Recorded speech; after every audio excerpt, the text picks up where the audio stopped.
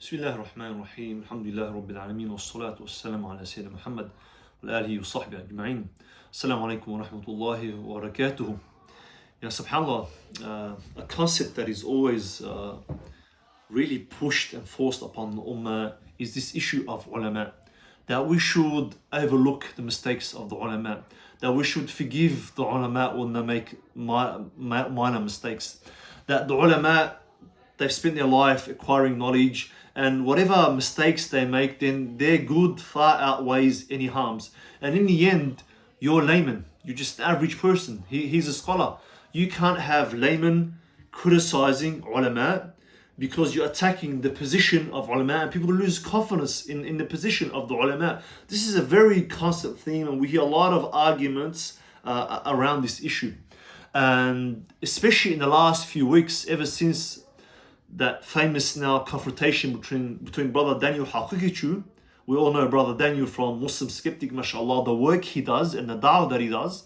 And one of the things that he does is that he confronts problematic, deviant views that he believes are being pushed on the ummah from so-called celebrity sheiks and ulama. Anyway, a few weeks ago, he had a confrontation with Suhaib Webb, and he confronted him about some of the problematic posts that Suhaib Webb was making. And so that incident sparked a lot of controversy and a lot of discussion.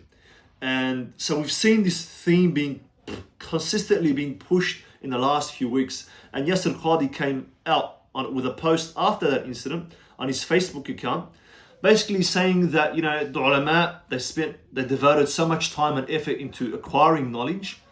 And if they make some mistakes, minor mistakes, he says they're minor mistakes, that we should just overlook that. And he called brother Daniel a troublemaker, meaning you can't have a troublemaker, a layman, coming to criticize people that are in difficult positions that devoted their whole life to knowledge. And so this is the theme, and this is what's really been pushed in the last few weeks. And I came across a podcast on the One Path Network, mashallah, a massive channel, large following, and the brothers do a lot of good work on that channel.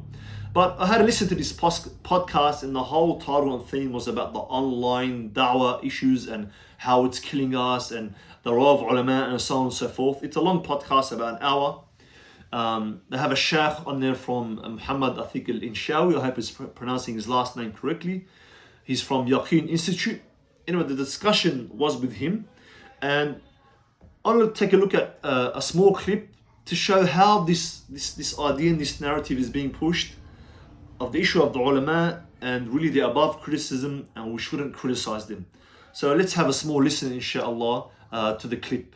I think there was a quote I've heard from, I think it was Sheikh Uthaymeen, when he said that calling out scholars consistently can also lead to a discredit of scholarship.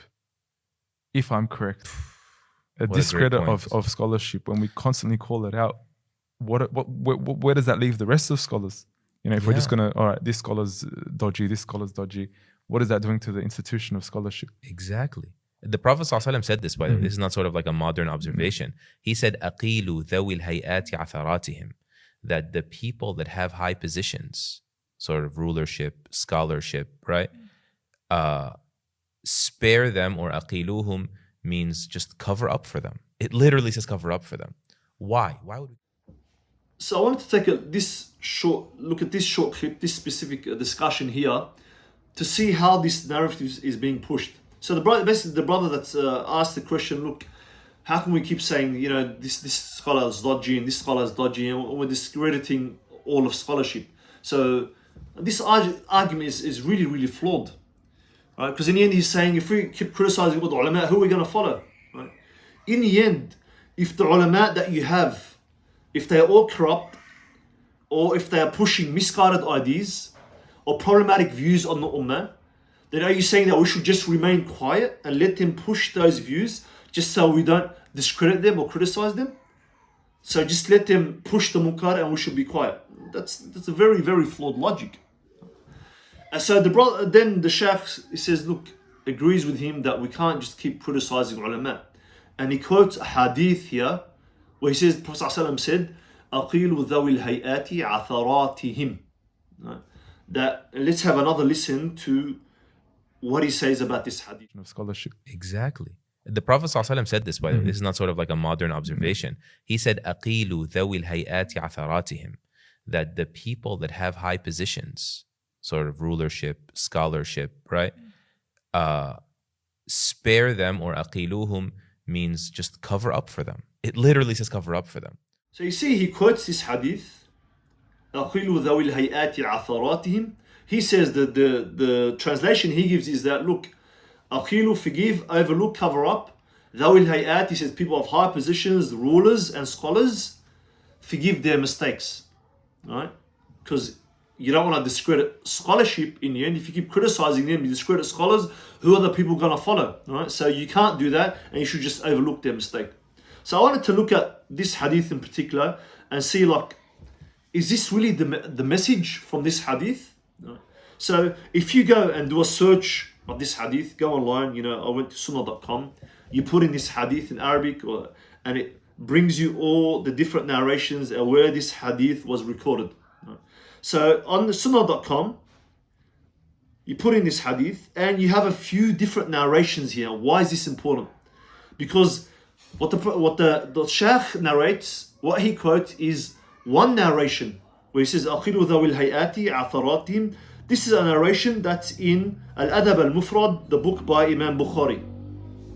But if you look at the other narrations, narrated by Imam Ahmad, Abu Dawood, An-Nisai, Al-Bayhaqi, okay, they have an addition in the hadith which is very, very important.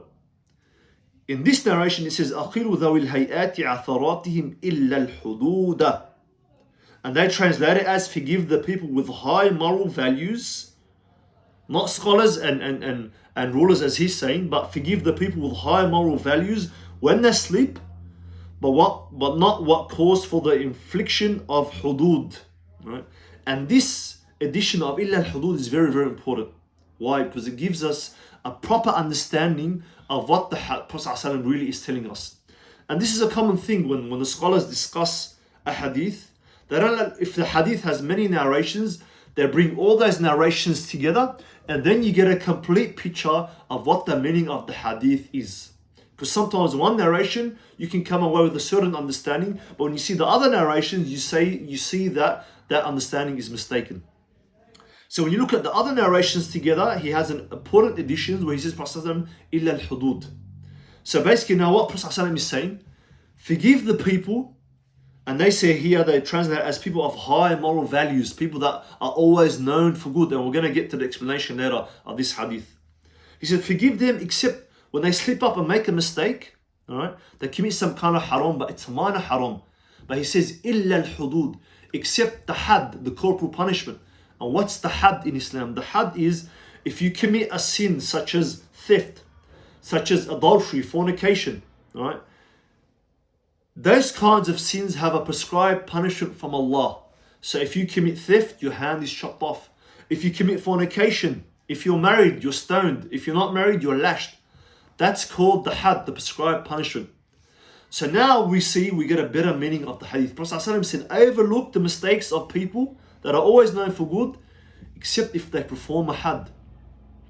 Who carries out the had in the society? It's the ruler.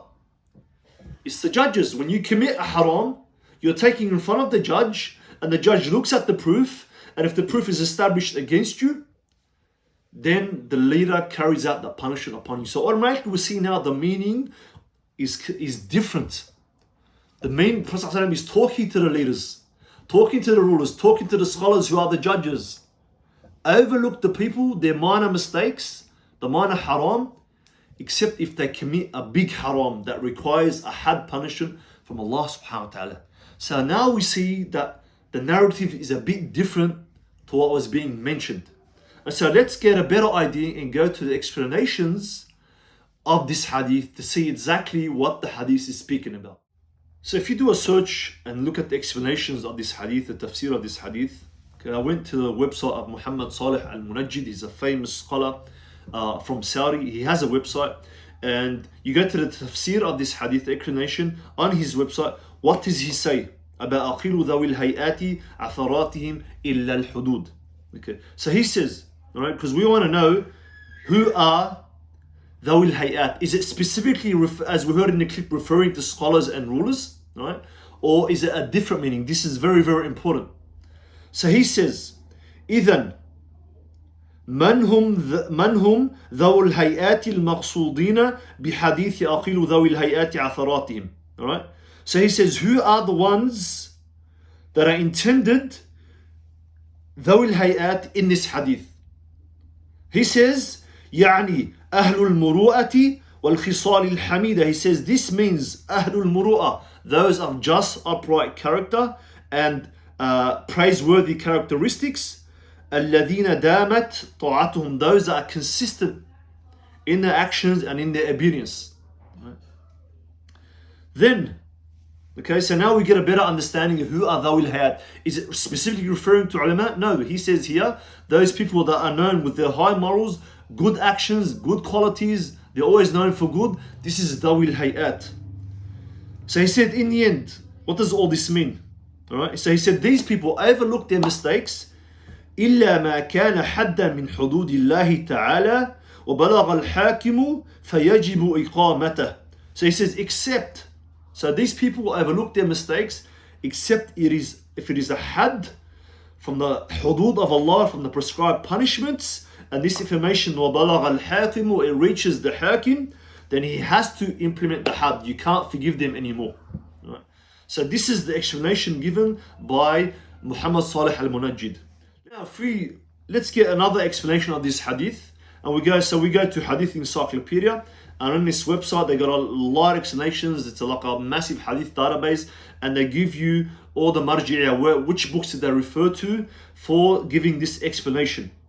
And so they talk about Dhawil Hayat. Who are Dhawil Hayat? He said the hay'a is jama', is the plural. Al hayat is jama' of hay'a, and he said wal hay'a is suratu shay'. It's the picture of something, wa shakluhu, and how it looks, wa halatuhu, and its state. And he says wal murad, and meaning here Dhawil Hayat. What's intended by Dhawil Hayat? He said Dhawil Hayat al hasanati mimman laysu min ahli shar. They are the people that have the picture and the characteristics hasana, of good qualities. They are not laysu min ahli shar. They are not from the people of evil. And so he says, وَإِنَّمَا هِيَ زَلَّةٌ. But when they commit a mistake, the Prophet ﷺ is telling you to overlook. He said, it's a zalla, it's a slip, it's a minor mistake, it's a minor haram. So in the end, what did they say about this hadith? Who is this hadith referring to? Is it talking to the common people to overlook the mistakes of the scholars and the rulers? Or is it intended meaning something else? So he says, الشرح في هذا الحديث تخبر عائشة رضي الله عنها أن النبي صلى الله عليه وسلم. He says that in this hadith, Aisha رضي الله عنها, because she's the one that narrates the hadith, she informs us that the Prophet صلى الله عليه وسلم أرشد, he commanded ولاة أمور المسلمين, the leaders and the rulers of the Muslims, ومن يقوم مقامهم من القضاة, and whoever is in their position of rulership, like the qudah, the judges, إلى أن يتسامحوا مع ذوي الهيئات, that they should overlook and be easygiving and forgive مع ذوي الهيئات, the people of good qualities, good actions. So we see from this hadith, and if you look at again here, subhanAllah, this website is very, very detailed. They even give you the English translation. So for those that want to know what does this all mean in English, so they say that Aisha anha narrates this hadith, forgive the people of good qualities their slips, but not faults to which prescribed corporal punishments apply. They say in this hadith, Aisha radiallahu anha says, the Prophet ﷺ said, instructed the Muslim rulers and their representatives, meaning the judges, to be tolerant with the people of noble qualities and high moral values who rarely commit evils. So these are the explanations of the hadith. Now we are getting a good picture of who the hadith exactly is addressing. So it's not talking about forgiving the rulers and the scholars specifically. But Prophet ﷺ is telling us, Dhawil Hayat, the people of good qualities, good actions that are known for good, you very rarely see any haram or evil from them. That if they slip and commit a minor sin, don't punish them for it. Don't do ta'zir, except if it's from the major sins that require a had, a corporal punishment. And so let's have a listen again to how the Shaykh explains this hadith.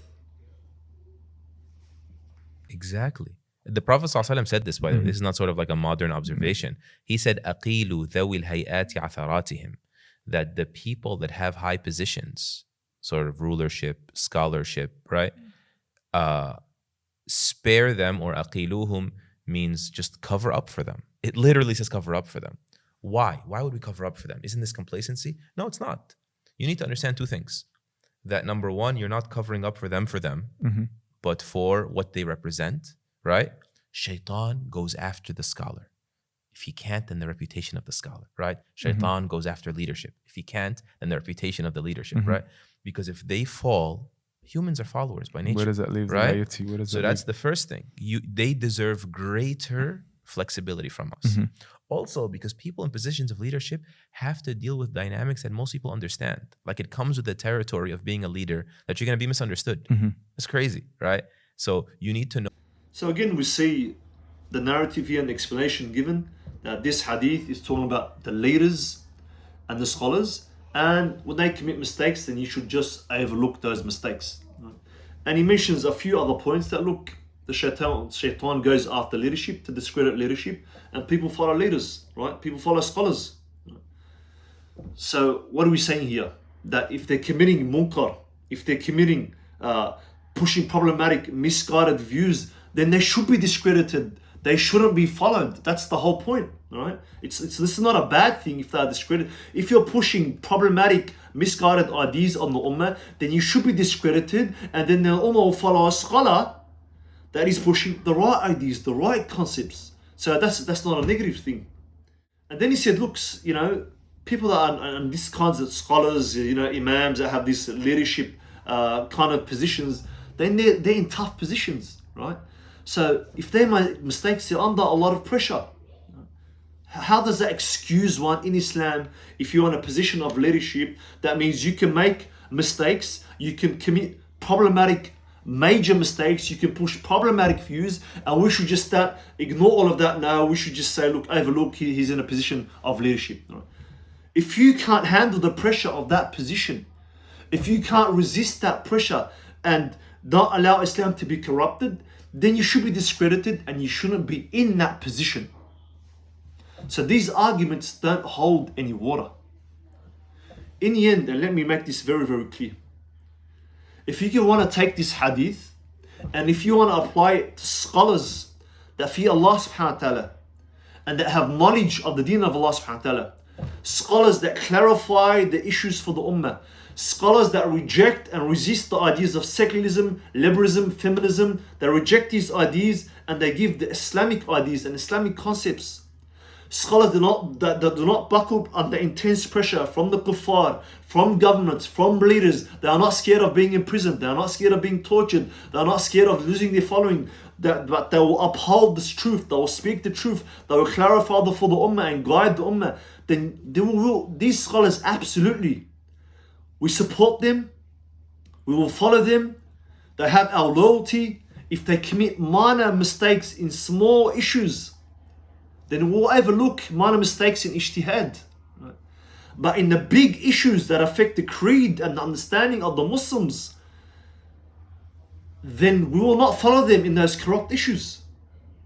So if you want to take this hadith and apply it to God-fearing scholars, when they commit mistakes, then yes, we'll overlook it. I will not make videos about them. I will not criticize them, try and bring them down. But if you want to take this hadith and apply it, so remember the hadith is talking about people of good qualities that make minor slips, but he's known for goodness. But if you want to take this hadith and apply it to people that make problematic mistake after problematic mistake, the whole issue with Suhaib, Webb and then haqiqatjou that sparked all of this. What was Suhaib Webb doing? Suhaib Webb has videos of him singing happy birthday and having a birthday cake and singing that song for the Prophet ﷺ on his birthday. His videos of him speaking about his close relationship with his rabbi, and his rabbi was at his wedding. And then all the posts he made about Lupe fiasco and going listening to his songs and being at his concert and taking selfies with Drake and pushing that woman that appeared in Playboy magazine. These are not minor slips to take and apply this hadith to people like this. These are major fahsha and munkar. So we cannot take this hadith and apply it to these kinds of scholars that continuously make problematic mistake after problematic mistake. So-called imams and celebrity scholars that continue to push interfaith dialogue on the Ummah, push the Abrahamic religion initiative on the Ummah, push this idea that all the religions were from the same source and we're going to Allah from different paths. Even if you die on other than Islam, you can still get to Jannah. People that continuously push secularism and liberalism on the Ummah and that these don't conflict with Islam. People that think that the laws of Allah in the Quran, the Sharia of Allah, is bizarre, backward, barbaric, medieval, that it needs to be reformed to fit in with modern times. People that continuously push the idea and confuse the Muslims on LGBT, that we should ally with the LGBT, that we should support the rights of the LGBT. These are not the ulama that we can take this hadith and apply it to these kinds of ulama. These are not small slips, if you want to use that hadith. These are not small slips or small mistakes. These are major problematic issues that affect the creed and the understanding and the basics of Islam, and that will corrupt and misguide the future generation of this Ummah of Muhammad sallallahu alaihi wasallam. So this is why we cannot allow this narrative, and we cannot allow these ideas to be pushed on us. We cannot allow the verses and the hadith to be used to push this kind of narrative on the Ummah. In the end, this Ummah of Muhammad sallallahu alaihi wasallam, what makes it special? We are not like the other nations where we blindly follow our scholars. Because what happens with the Jews and the Christians? Liberalism and secularism and LGBT was pushed down upon them, and their scholars, their priests and their rabbis accepted it, and the common man accepted these ideas because their leaders accepted it. They didn't command the good, they didn't forbid the evil, they didn't speak up, they blindly followed. Why? Because they have this idea. The priest knows, the rabbi knows, I should just follow, don't worry about their mistakes. But the Ummah of Muhammad is different. We are still standing. Why? Because the Ummah understands what a munkar is. And even if you are a scholar, even if you are a leader, when we see munkar from you, when we see evil ideas, problematic ideas pushed on the Ummah, then we'll refuse to accept it. We will not blindly follow you, and we will command the good and forbid the evil. This is what protects the Ummah of Muhammad. And this is one of the pillars that has been praised by Allah subhanahu wa ta'ala in this ummah, this quality of commanding the good and forbidding the evil. This is a vital quality. We need brothers such as Daniel haqiqatjou and others like him that still perform this action even though they are not ulama. When we go to all the verses that praise this quality, Allah subhanahu wa ta'ala says, وَلْتَكُمْ مِنْكُمْ أُمَّةٌ يَدْعُونَ إِلَى الْخَيْرِ وَيَأْمُرُونَ بِالْمَعْرُوفِ وَيَنْهَوْنَ عَنِ الْمُنْكَرِ وَأُولَٰئِكَ هُمُ الْمُفْلِحُونَ. Allah says, let there rise from amongst you. He didn't say وَلْتَكُمْ مِنْكُمْ مِنَ الْعُلَمَاءِ ummah. He said let there arise minkum from you. Who? The ummah in general. It's not specific. Ummatun yad'una ila al-khair. They call towards the good. They command the good, forbid the evil, and they are the successful ones. Allah subhanahu wa ta'ala says again in Surah Al-Imran, Kuntum khayra ummatin ukhrijat lin-nas. You, O the Ummah Muhammad sallallahu alaihi wasallam, you are the best nation that Allah has raised forth for mankind. Why, O Allah? Again, this is general to the whole Ummah.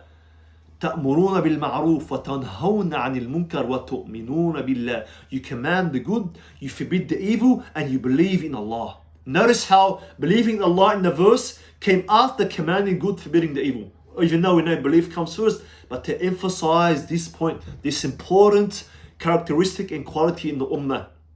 And Allah didn't specify the ulama with it, but the whole Ummah. Why? Because everybody understands munkar. Allah made His deen clear.